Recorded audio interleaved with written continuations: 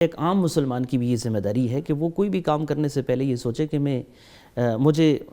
کس راستے کو اختیار کرنا چاہیے، صحیح، اور اپنے آپ کو دین کے اوپر ڈالتے ہوئے اس بات کو سوچے کہ اللہ کے نبی صلی اللہ علیہ وسلم کا طریقہ اس میں کیا ہے، اللہ رب العزت کی طرف سے جو کتاب ربانی کے اندر ہدایت ہے وہ کیا ہے۔ تو اگر وہ خود اس کو سوچ لے گا تو انشاءاللہ اللہ رب العزت اس کی رہنمائی فرمائیں گے۔ مفتی صاحب، اگر میں آپ کی گفتگو سے یہ سمجھوں کہ انبیاء کو دیکھیں، صحابہ کو دیکھیں، اولیاء کو دیکھیں، تو انہوں نے غیر مسلموں کو مسلمان بنایا، جی اسلام کی طرف لے کے آئے، جی اور ہمارا کنٹریبیوشن آج ماڈرن دور میں یہ ہے جی کہ ہم جو مسلمان ہوئے ہیں جی ان کو کافر بنا رہے ہیں۔ جی ایسے ہی ہے، بلکہ اگر کوئی کافر مسلمان اسلام سے متاثر بھی ہوتا ہے صحیح، تو وہ سب سے پہلے آ کر کے پوچھتا ہے کہ آپ کے ہاں کتنے دین رائج ہیں، اللہ میں کون سا دین اختیار کروں، بالکل دیوبندی ایسے، دین اختیار بالکل کروں، ایسے، بریلوی دین اختیار کروں، شیعہ ہو جاؤں، اہل حدیث ہو جاؤں، کون سے دین کے اندر میں داخل ہو جاؤں۔ تو خود ایک جو صحیح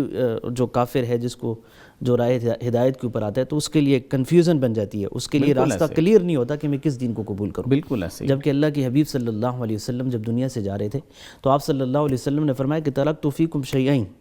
ایک حدیث مبارکہ میں آپ صلی اللہ علیہ وسلم نے فرمایا کہ میں تمہارے درمیان دو چیزیں کو چھوڑ کے جا رہا ہوں، بالکل ٹھیک ہے، کتاب اللہ و سنتی، ٹھیک، اس میں اللہ کی کتاب ہے اور میری سنت ہے، میرا طریقہ ہے۔ تو اگر مسلمان جو ہے وہ اپنے اختلافات کو بلا کر کے اللہ کی کتاب کو پکڑ لیں اور اللہ کے حبیب صلی اللہ علیہ وسلم کی سنت کو اختیار کر لیں اور مشترکات کو مفتی صاحب یہ سب سناتے ہیں کہ آپ صلی اللہ علیہ وسلم میں دو چیزیں چھوڑ کے جا رہا ہوں، ٹھیک ہے، یہاں تک سارے متفق ہیں، جی، لیکن اس کے باوجود جو ہمارے رویے ہیں ان میں یہ چیز نہیں آتی ہے۔ ان رویوں کو درست کرنے کی ضرورت ہے، اس کے لیے علماء کو بھی ضرورت ہے کہ وہ بھی متحد ہوں، صحیح، علماء کو بھی چاہیے، اسی طرح صوفیاء کرام کو بھی چاہیے، صحیح، اور خود ایک عام مسلمان کی بھی یہ ذمہ داری ہے کہ وہ کوئی بھی کام کرنے سے پہلے یہ سوچے کہ مجھے